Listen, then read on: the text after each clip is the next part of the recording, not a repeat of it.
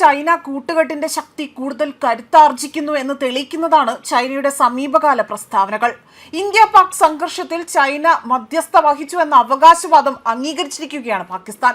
എന്നാൽ ഇന്ത്യ ആകട്ടെ ഈ അവകാശവാദം തള്ളിക്കളയുകയും പാകിസ്ഥാനുമായുള്ള വെടിനിർത്തൽ ചൈനയുടെ മധ്യസ്ഥവാദം തെറ്റാണ് എന്നും ഇന്ത്യക്കും പാകിസ്ഥാനും ഇടയിൽ മൂന്നാം കക്ഷി സ്ഥാനമുണ്ടായിട്ടില്ല എന്ന് ഇന്ത്യയുടെ വിദേശകാര്യ ഉന്നത ഉദ്യോഗസ്ഥർ കഴിഞ്ഞ ദിവസം വ്യക്തമാക്കിയിരുന്നു. എന്നാൽ ചൈനയും പാകിസ്ഥാനും തമ്മിലുള്ള ബന്ധം കൂടുതൽ കരുത്തുറ്റതാണെന്നുള്ളത് ഓപ്പറേഷൻ സിന്ദൂറിൽ തന്നെ ലോകം സാക്ഷ്യം വഹിച്ചതാണ്.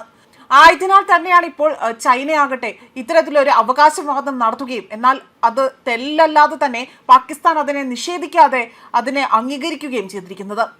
ആയതിനാൽ തന്നെ ഇന്ത്യ ഇന്നും ചൈനയെ ഒരു കയ്യകലത്തിൽ മാറ്റി നിർത്തിയിരിക്കുകയാണ്. മാത്രമല്ല ഇനിയും പാകിസ്ഥാന്റെ ഭാഗത്തു നിന്നും ഒരു പ്രകോപനമുണ്ടായാൽ അടപടലും പൂട്ടും എന്നതിലും സംശയമില്ല.